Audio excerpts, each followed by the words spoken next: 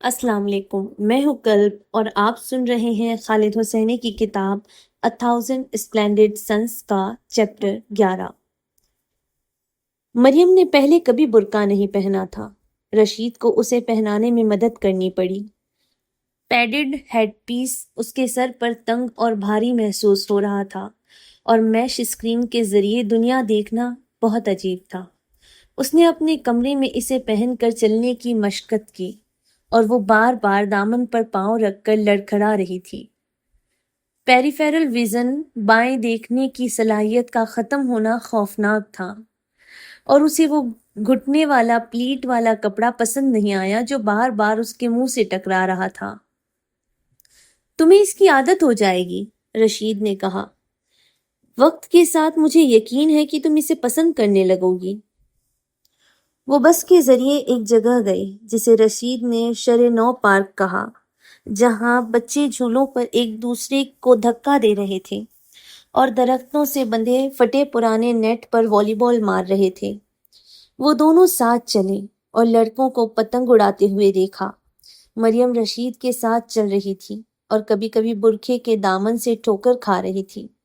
Lunch کے لیے رشید اسے ایک چھوٹی کباب ہاؤس لے گیا جو ایک مسجد کے پاس تھی جسے وہ حاجی یعقوب کہتا تھا۔ فرش چپچپا تھا اور ہوا دھواں دار تھی۔ دیواروں سے کچے گوشت کی ہلکی بو آ رہی تھی، اور میوزک، جسے رشید نے لوگاری کہا، بہت اونچا تھا۔ باورچی دبلے پتلے لڑکے تھے جو ایک ہاتھ سے سیخوں کو ہوا دے رہے تھے اور دوسرے ہاتھ سے مکھیاں اڑا رہے تھے۔ مریم، جو پہلے کبھی کسی ریسٹورینٹ کے اندر نہیں گئی تھی، اسے پہلے اجنبیوں سے بھرے کمرے میں بیٹھنا عجیب لگا، اور کھانا کھانے کے لیے برقعہ اٹھانا بھی۔ تندور والے دن جیسی گھبراہٹ اس کے پیٹ میں پھر سے ہوئی، لیکن رشید کی موجودگی سے اسے سکون ملا، اور تھوڑی دیر بعد اسے میوزک، دھواں اور لوگوں سے زیادہ فرق نہیں پڑا۔ اور برقعہ، اس نے حیرت سے محسوس کیا، کافی پرسکون تھا۔ یہ ایک ون وے کھڑکی کی طرح تھا۔ اس کے اندر وہ صرف ایک دیکھنے والی تھی جو اجنبیوں کی چھپتی ہوئی نظروں سے محفوظ تھی۔ اب اسے یہ فکر نہیں تھی کہ لوگ ایک ہی نظر میں اس کے ماضی کے سارے شرمناک راز جان جائیں گے۔ سڑک پر رشید نے مختلف عمارتوں کے نام رعب سے بتائے۔ یہ امریکن ایمبیسی ہے، اس نے کہا۔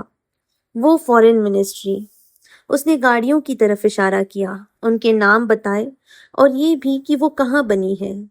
Soviet Volgas, American Chevrolets, German Opels. تمہاری پسندیدہ کون سی ہے؟ اس نے پوچھا۔ مریم ہچکچائی، ایک وولگا کی طرف اشارہ کیا، اور رشید ہنس پڑا۔ کابل ہیرات کے اس حصے سے کہیں زیادہ بھرا ہوا تھا جو مریم نے دیکھا تھا۔ یہاں درخت کم تھے اور گھوڑے والی گاڑیاں بھی کم تھیں، لیکن گاڑیاں زیادہ تھیں۔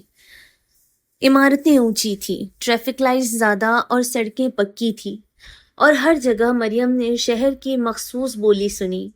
ڈیئر کو جو کی جگہ جان کہا جاتا تھا۔ سسٹر ہمشیرے کو بجائے ہمشیرہ بن گیا تھا، اور اسی طرح باقی الفاظ۔ ایک سڑک والے دکاندار سے رشید نے اسے آئس کریم خرید کر دی۔ یہ پہلی بار تھا کہ اس نے آئس کریم کھائی تھی، اور مریم نے کبھی سوچا بھی نہیں تھا کہ ذائقے کے ساتھ ایسے کمال کیا جا سکتا ہے۔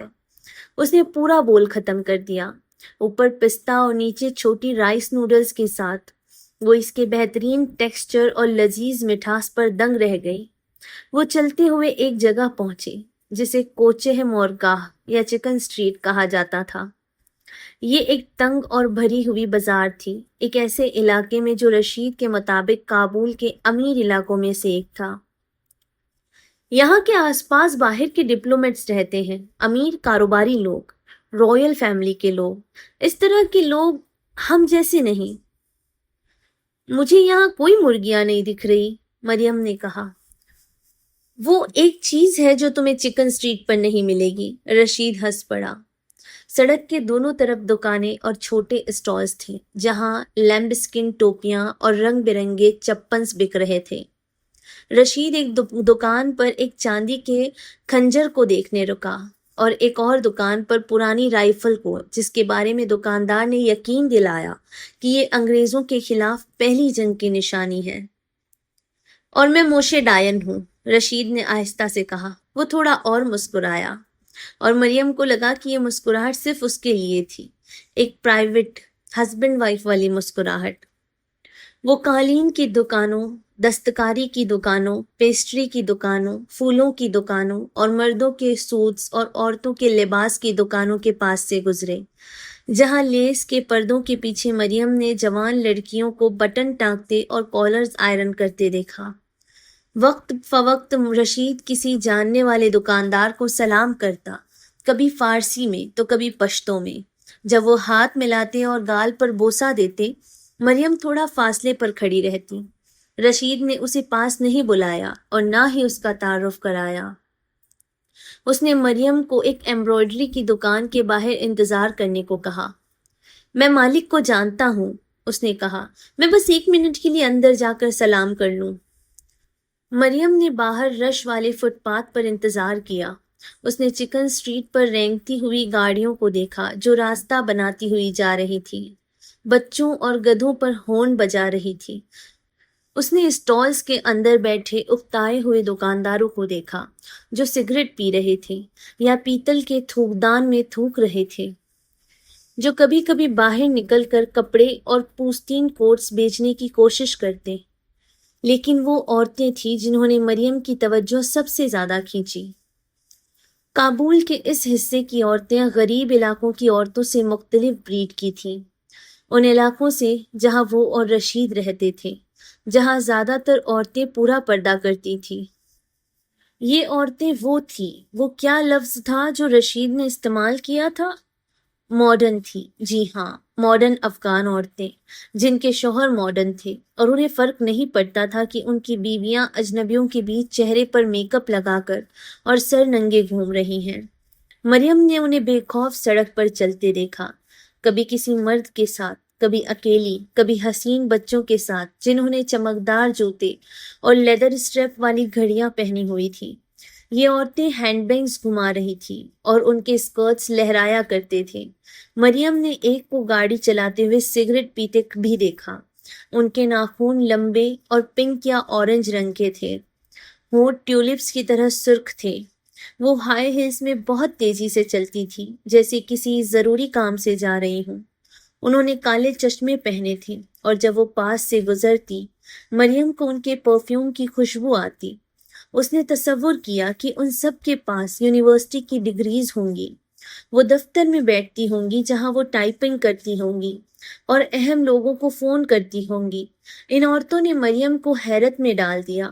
انہوں نے اسے اپنی کمتری، اپنی سادگی اور اپنی لا علمی کا احساس دلایا۔ پھر رشید نے اس کے کندھے پر تھپکی دی اور اسے کچھ پکڑایا۔ یہ لو۔ یہ ایک گہرے مرون رنگ کی ریشمی شال تھی جس پر موتی لگے تھے اور کناروں پر سنہری دھاگے سے کڑھائی تھی۔ کیا تمہیں یہ پسند ہے؟ مریم نے اوپر دیکھا۔ رشید نے تب ایک دل کو چھو لینے والی بات کی۔ اس نے آنکھیں جھپکائی اور اپنی نظر پھیر لی۔ مریم نے جلیل کے بارے میں سوچا، جو بہت فخر سے اسے جویلری دیتا تھا، جہاں شکریہ ادا کرنے کے علاوہ کوئی راستہ نہیں ہوتا تھا۔ نانا جلیل کے تحفوں کے بارے میں صحیح تھی، وہ صرف اس کے اپنے گناہوں کا کفارہ تھے۔ یہ شال، مریم نے دیکھا، ایک سچا تحفہ تھا۔ یہ بہت خوبصورت ہے، اس نے کہا۔